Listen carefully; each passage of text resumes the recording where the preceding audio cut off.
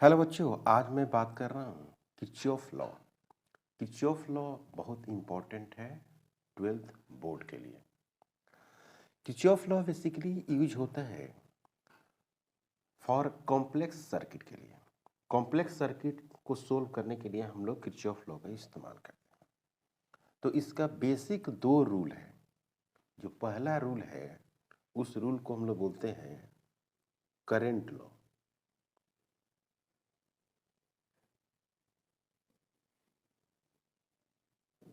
या इसी को बोलते हैं नोड लॉ, या जंक्शन लॉ भी इसी का नाम है। इसी को बोलते हैं जंक्शन लॉ। क्या होता है इसमें कि at any node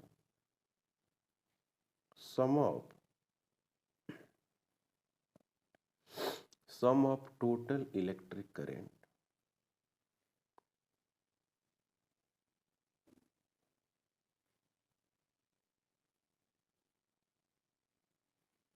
is equal two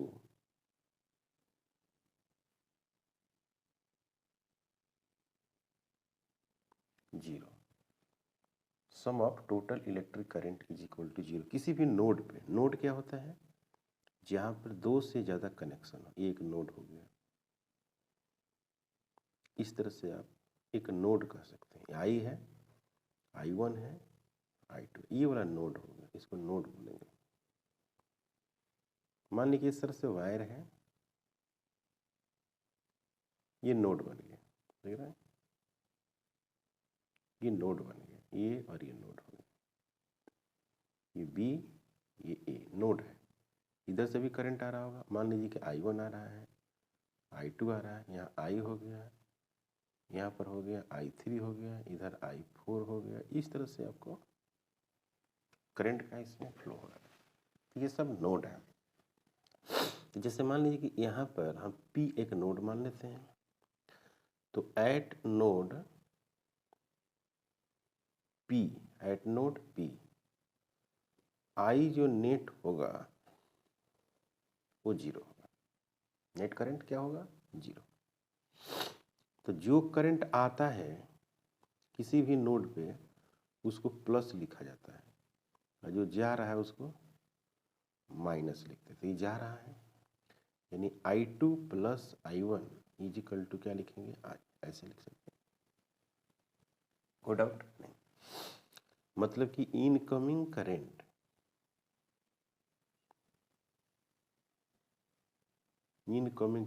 is equal to outgoing current.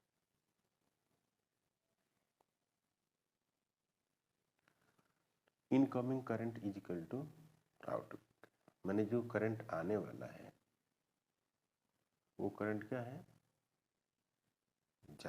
जाने वाला करंट के बराबर है। Node law follow the conservation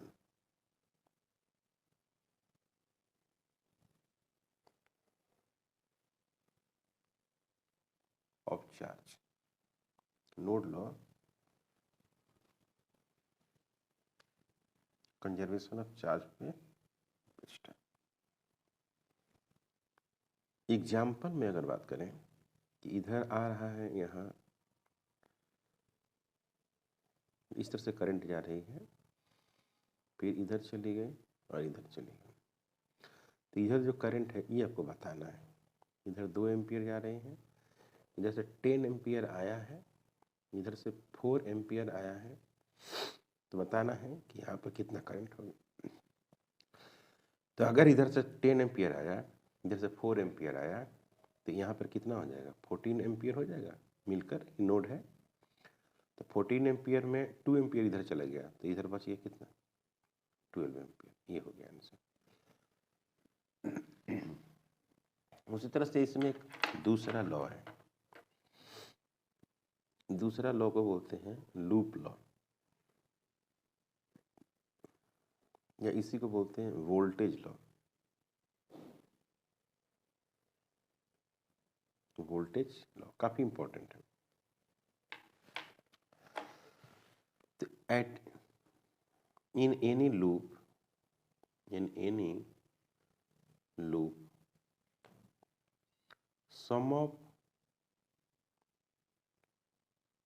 total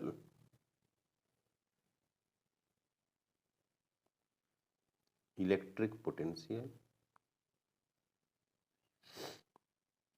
is equal to 0। Total जो पोटेंशियल होगा उसका सम क्या होगा? 0 होगा। अब वो कैसे भी हो सकता है, जैसे भी हो सकता है, प्लस रेजिस्टेंस रहेगा तो IR हो जाएगा, अगर कैपेसिटर रहेगा तो Q/C हो जाएगा, अगर सेल रहेगा तो EMF हो जाएगा। इन सभी का जो सम होगा वो क्या होगा? 0 होगा। जितने भी एक अगर पोटेंशियल डिफरेंस है V, रेजिस्टेंस है तो IR, कैपेसिटर है तो Q/C पोटेंशियल हो जाएगा, EMF होगा अगर कोई सेल होगा तो उसका EMF ही होगा। उन सभी का सम को हम लोग क्या करेंगे? 0 कर देंगे। लूप का मतलब होगा इस तरह से हो, जैसे ऐसे है, ये रेजिस्टेंस R है, इसमें कैपेसिटर भी लग सकता है, यहाँ पर पोटेंशियल एक सेल हो जाएगा, तो इसमें जो भी पोटेंशियल होगा उन सभी पोटेंशियल का जो सम होगा वो हो गया 0। करंट इसी तरह से डिटरमाइन करेंगे ना, करंट का डायरेक्शन माइनस से प्लस, ऐसे करंट, इसमें करंट ऐसे फ्लो करेगा, ऐसे इस तरह से। तो एक तो होगी करंट की डायरेक्शन, करंट डायरेक्शन, तो करंट की जो डायरेक्शन है उसको कैसे डिटरमाइन करेंगे? फ्रॉम सेल से। लूप की direction, loop direction depends on student, ये स्टूडेंट पर डिपेंड करता है ना, कि वो डायरेक्शन कैसा, लूप कैसा मानता है। लूप आप कैसे भी मान सकते हैं, क्लॉकवाइज, एंटी क्लॉकवाइज, इसमें कोई डाउट नहीं, इसमें कोई प्रॉब्लम नहीं। जैसे मैं यहाँ पर करूँ कि जो भी नेट होना चाहिए वो क्या होना चाहिए? 0 होना चाहिए। तो इसमें आपको एक लूप एज्यूम करना पड़ेगा। करंट का तो डायरेक्शन हो गया, अब इसमें एक लूप मानिए, लूप मान लेते हैं, ये हो गया लूप। अब इसकी डायरेक्शन किधर देना चाहते हैं? करंट की दिशा में ही दे दीजिए, जैसे कोई प्रॉब्लम नहीं है, आप किसी के डायरेक्शन में भी दे सकते हैं, ठीक है। तो ये लूप हो गया एल। अब यहाँ से चल रहे हैं माइनस भी से प्लस भी, माइनस भी से प्लस भी, तो हम इसको पॉजिटिव ले लेते हैं। अब ऐसा पॉजिटिव क्यों ले रहे हैं, निगेटिव क्यों ले रहे हैं, अभी हम पढ़ेंगे साइन कन्वेंशन, फिर साइन कन्वेंशन पढ़ेंगे तो ये बात क्लियर हो जाएगी। तो माइनस से प्लस, ठीक है, माइनस से प्लस जाएंगे, तो यहाँ पर क्या लिखेंगे? इसको प्लस लिखेंगे। अब इसमें देखेंगे कि लूप की डायरेक्शन किधर है? इधर, और करंट की भी डायरेक्शन किधर है? इधर ही है, तो ये निगेटिव हो जाएगा, रेजिस्टेंस वाला, तो माइनस IR हो गया। यहाँ पॉजिटिव है तो इस साइड क्या होगा? ये कैपेसिटर में पॉजिटिव, इधर क्या होगा? निगेटिव। तो फिर इसमें भी जा रहे हैं, कहाँ से आप? प्लस से माइनस जा रहे हैं, तो क्या लिखेंगे? Q/C। 3 पोटेंशियल है, एक ये है, एक ये है, एक ये है, बराबर क्या लिखेंगे? 0। यही हो गया इक्वेशन। तो सबसे इसमें इंपॉर्टेंट ये है कि साइन हम लोग कैसे कंसीडर करेंगे। साइन, तो साइन फॉर पोटेंशियल अगर यहाँ पर लिखे हैं,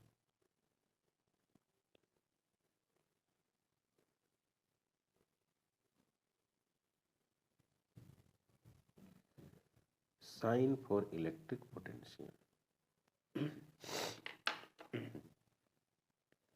पहला है कि करंट के डायरेक्शन में अगर लूप की डायरेक्शन हो, ये हो गई करंट की डायरेक्शन, इसी में लूप की डायरेक्शन दे रहे हैं, तो करंट की डायरेक्शन में अगर लूप की डायरेक्शन है तो पोटेंशियल जो होगा वो हो गया -IR, इसको पोटेंशियल ड्रॉप बोलते हैं। याद रखेंगे कि लूप के डायरेक्शन में अगर करंट की डायरेक्शन है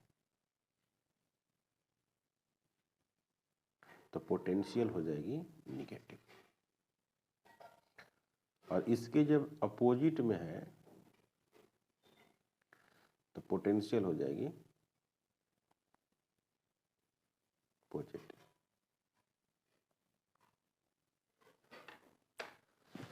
लूप के डायरेक्शन में करंट की डायरेक्शन में पोटेंशियल हो गई निगेटिव, और उसके अपोजिट में है तो पोटेंशियल हो गई पॉजिटिव। ये किसके केस में है? रेजिस्टेंस के केस में। कैपेसिटर के केस में क्या है? कैपेसिटर के केस में है कि ये कैपेसिटर है, इधर प्लस साइन है इधर माइनस साइन है,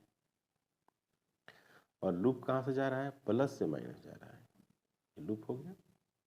क्योंकि इसमें करंट हम लोग नहीं दिखाते, इसमें प्लस साइन माइनस साइन दिखाते हैं। तो इसमें जो पोटेंशियल होगा वो -Q/C हो जाएगा। उसी तरह से एक कैपेसिटर यहाँ है,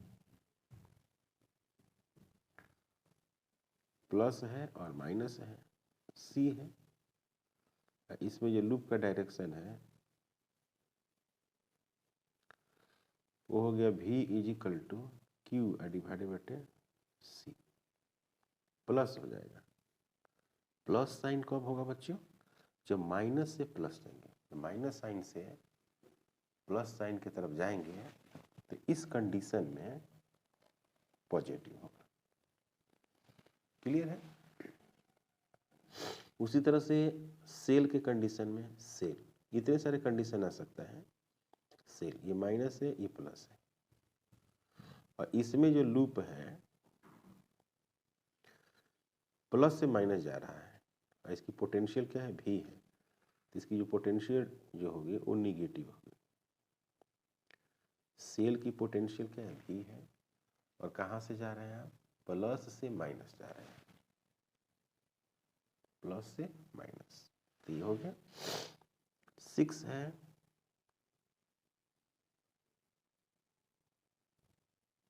ये हो गया V, ये माइनस है ये प्लस है, और इस तरह से लूप का डायरेक्शन है, तो V जो होगा वो क्या होगा? पॉजिटिव। तो ये होगा साइन फॉर पोटेंशियल। तो एक बात आपको ध्यान रखना होगा कि जो कैपेसिटर है, जैसे ये वाला कैपेसिटर,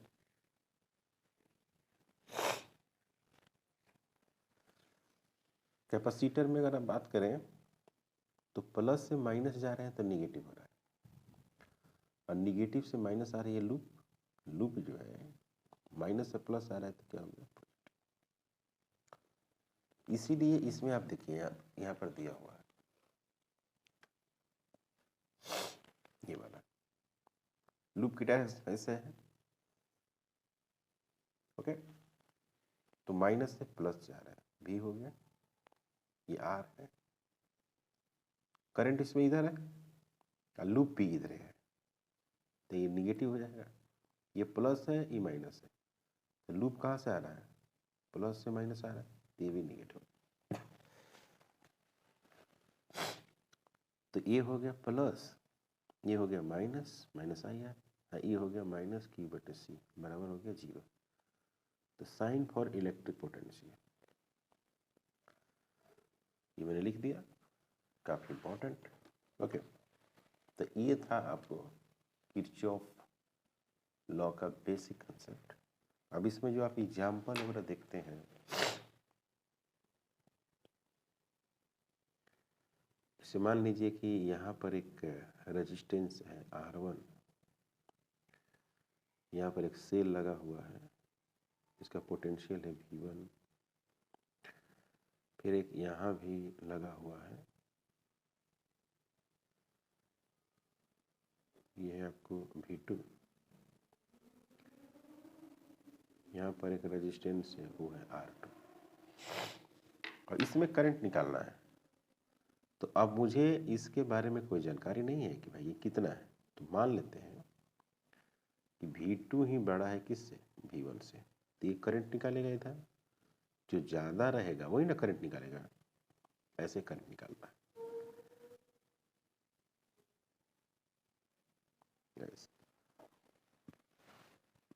तो इस तरह से जब करंट को कैलकुलेट करेगा, करंट निकालेगा, तो अगर ये ज़्यादा हुआ तो करंट इस तरह से निकालेगा। अब इसमें लूप मान लीजिए, अपने इच्छा से मान लीजिए, जैसे लूप मानना है वैसे मानिए, कोई प्रॉब्लम नहीं, ऐसे मान लो। यहाँ पर लिखना है क्या, वी नेट इक्वल टू 0, तो साइन के हिसाब से हम लिखेंगे, जैसा कि मैंने साइन अभी बताया आपको, उसी के हिसाब से लिखेंगे।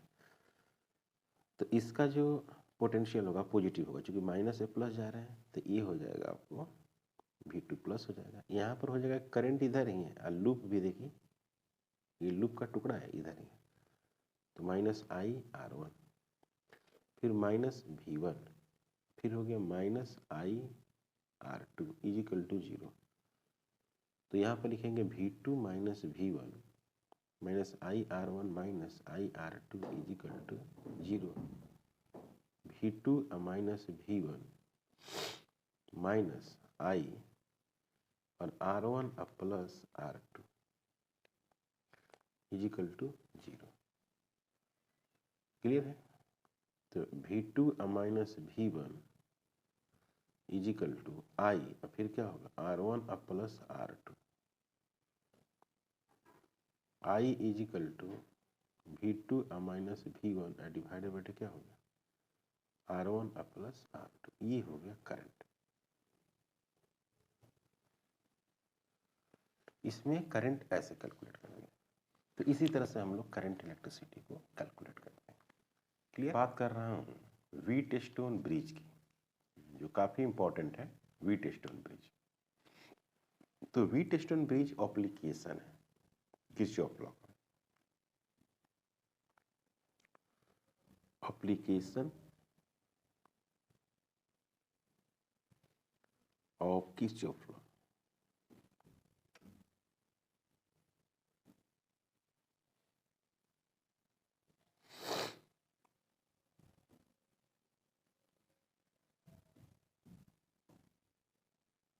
It is arrangement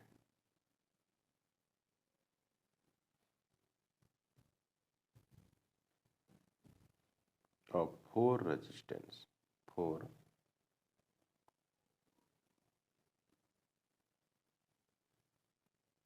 ये फोर रेजिस्टेंस का एक अरेंजमेंट है।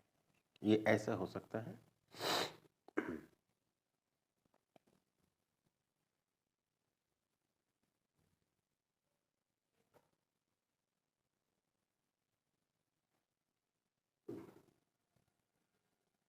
ऐसे,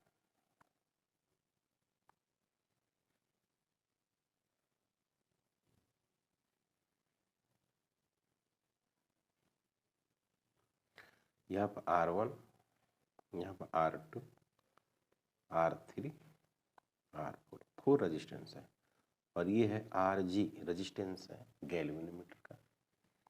नाम लिखना चाहते हैं A, B, C, D। Current इसमें इस तरह से भी, या कहीं कहीं ऐसे भी लिखा हुआ रहता है।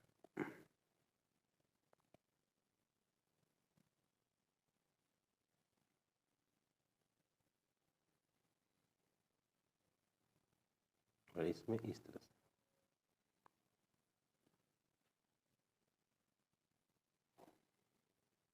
इसी डायग्राम को इस रूप में भी कहीं लिखता है।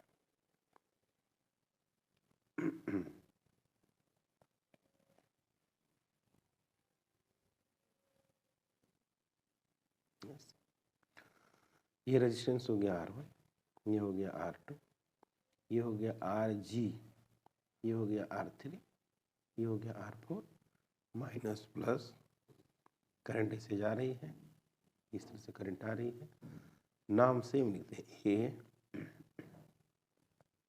बी, और यहाँ पर लिख दिया मैंने सी, और ये हो गया डी, बी डी। या कहीं कहीं ऐसे भी दिया रहता है,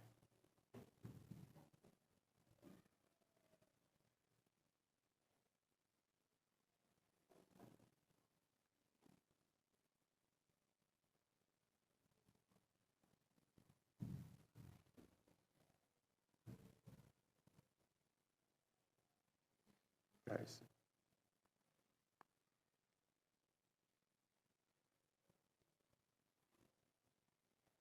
माइनस हो गया, प्लस भी हो गया, R1 R2 R3 R4 RG, इस तरह से। फिर वैसा ही नाम अगर लिखेंगे तो ए बी सी डी, ये चारों जो सर्किट है वो एक जैसा है। चारों सर्किट जो है बिल्कुल एक जैसा है। इसमें हम लोग को रिलेशन ये कैलकुलेट करना है, जैसे यहाँ पर मैं लिखूँ कि इसमें रेजिस्टेंस में R1 divided by R2 is equal to R3 divided by R4। Wheatstone bridge balance, Wheatstone bridge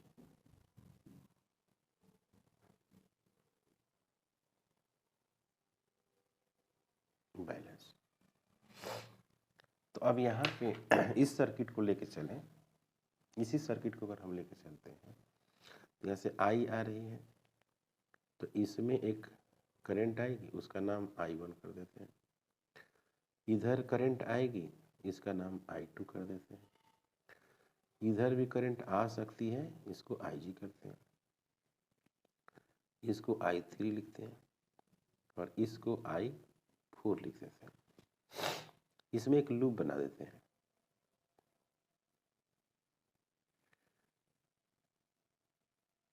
इसमें ऐसे लूप लगे, तो ये हो गया इस तरह से लूप, ठीक है, ऐसे ऐसे जैसे आप मानना चाहते हैं मान सकते हैं। ये भी ऐसे ऐसे लूप मान लिया, तो इसका नाम L2 है, इसका नाम L1 है। ओके, तो यहाँ पे ये हो गया R1 बटे R2 इक्वल टू R3 बटे R4। R1 by R2 is equal to R3 बटे R4। व्हीटस्टोन ब्रिज जो है वो है बैलेंस कंडीशन में। तो नेट पोटेंशियल का सम को जीरो करना है। तो पहली बात कि loop A B D A भी नेट इक्वल टू क्या होना चाहिए, जीरो। नेट पोटेंशियल का जो सम होगा वो क्या होगा, जीरो होगा। नेट पोटेंशियल होगा loop A B D A भी net is equal to zero. Net potential का सम हो गया जीरो। तो कैसे जीरो होगा आप देखिए यहाँ पर, यहाँ देखिए इसकी लूप की डायरेक्शन इधर है, करंट की डायरेक्शन इधर है, तो इसमें निगेटिव पोटेंशियल होगा। इसमें लूप इधर है, करंट भी इधर है, निगेटिव होगा। इसमें लूप इधर है, करंट इधर है, तो पॉजिटिव होगा। तो सबका लिखिए, सभी का पार्ट्स लिख दीजिए। माइनस I1 और R1, माइनस IG और RG, और प्लस I2 और R2 इज इक्वल टू क्या लिखना है, जीरो। लिख दिया मैंने, जीरो लिख दिया। एक इक्वेशन बन गया। ओके, अब इस लूप को देखते हैं, लूप सेकेंड का, इसका यहाँ लिखेंगे लूप बी सी डी और बी, भी नेट इक्वल टू क्या हो गया, जीरो। भी नेट जीरो हो गया, तो भी net is equal to zero हो गया।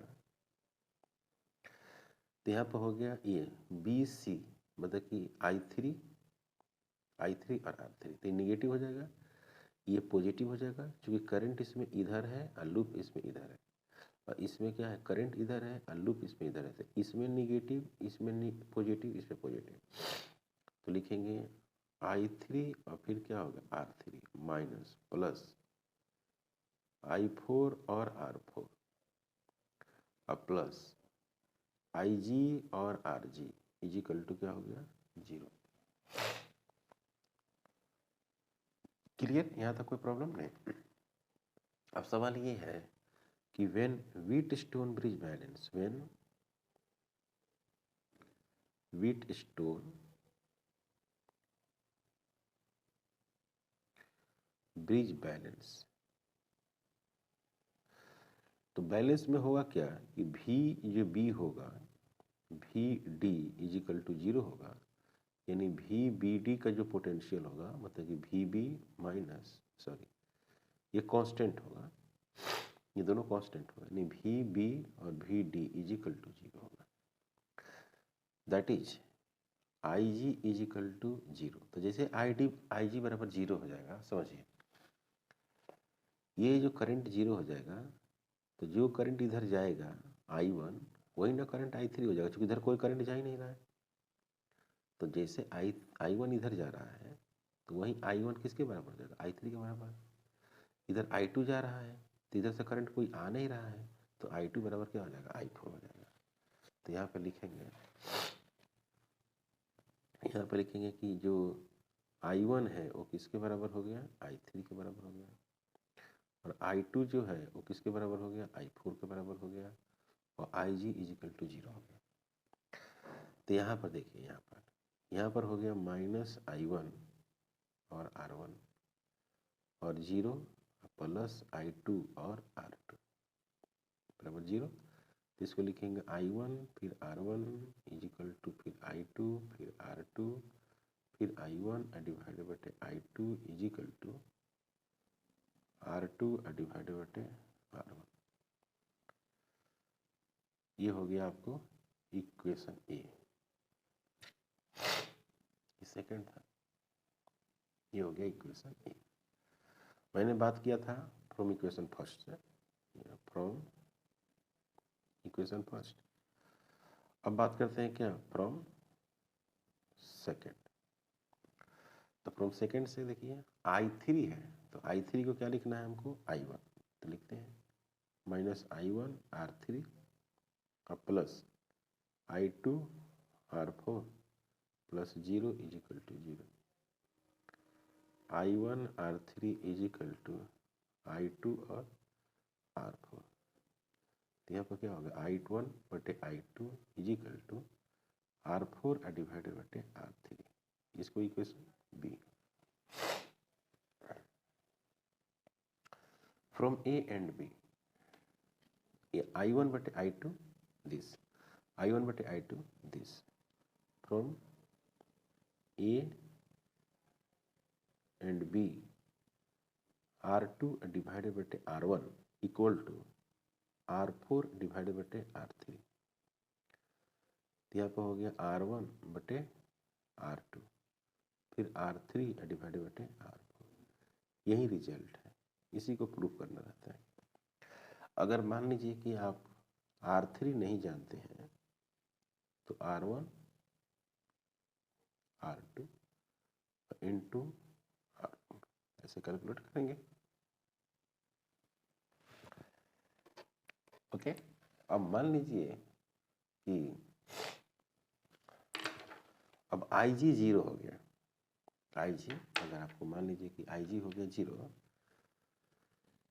तो अब सर्किट कैसा बनेगा, RG रिमूव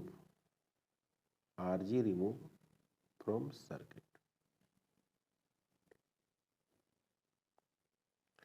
RG को रिमूव करेंगे तो आपको कैसा बन जाएगा,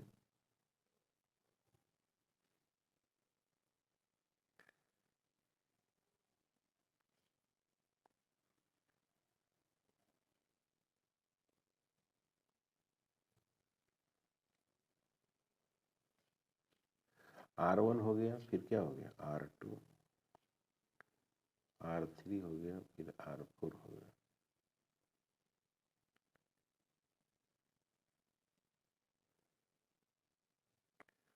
माइनस प्लस और भी हो गया।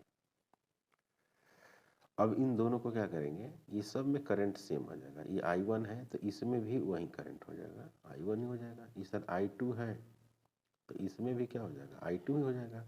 तो ये दोनों सीरीज में हो जाएगा। तो जो नेक्स्ट सर्किट बनेगा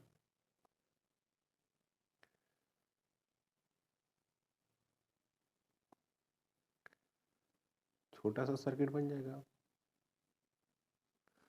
ये दोनों सीरीज में हो जाएगा, मतलब कि R1 और प्लस R3, और ये दोनों भी केस में हो जाएगा, सीरीज में होगा, R2 प्लस R4।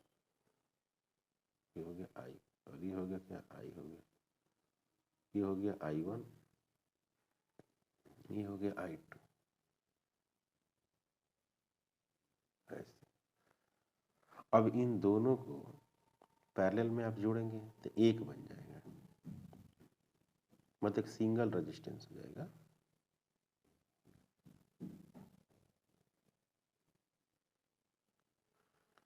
और सिंगल रेजिस्टेंस क्या होगा, पैरेलल में जोड़ेंगे तो ऐसे होगा, R1 plus R3 into R2 plus R4 divided by R1 plus R2 plus R3 plus R4।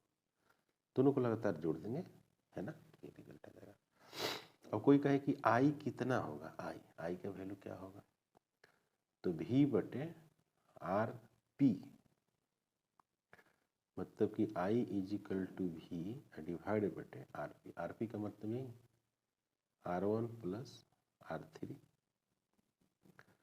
और R2 प्लस R4 डिवाइडेड बटे R1 plus R2 plus R3 plus R4, और ये इसको ऊपर भेजिए। तो I इजिकल टू जो होगा वो हो जाएगा क्या, V R1 plus R2 plus R3 plus R4 divided बटे R1 प्लस R3 और R2 प्लस R4, ये करंट आ जाएगा। तो current supply by the cell, current supply by cell. तो आज हम लोग पढ़े हैं किरचॉफ लॉ और उसका एप्लीकेशन। किरचॉफ लॉ का एप्लीकेशन में व्हीटस्टोन ब्रिज पढ़े, एक और हम लोग पढ़ेंगे मीटर ब्रिज। तो मीटर ब्रिज को हम लोग नेक्स्ट वीडियो में पढ़ेंगे। अगर आप हमारे चैनल पर नए हैं प्लीज़ सब्सक्राइब करें, शेयर करें। Thank you.